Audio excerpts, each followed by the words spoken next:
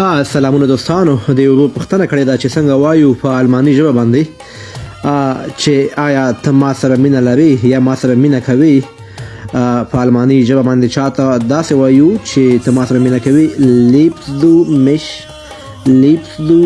mich یعنی ته ما سره مینه کوي یا مینه لري خدای دې په دغه خاص رحم وکړي خدای دې خپل مینې ته ورسوي که چېرته په الماني ژبه جواب ورکوو چې هو زه تا سره مینه لرم نو بیا داسې وایي یا ich liebe dich یعنی اوهو زه له تا سره مینه لرم او که چېرې وایي چې نه زه له تا سره مینه نه لرم نو بیا داسې وایي nein ich liebe dich nicht خو خدای دې وکړي چې دغه ورور ته مثبت جواب ورکړي چې یا ich liebe dich کامیابي دې غواړم وروره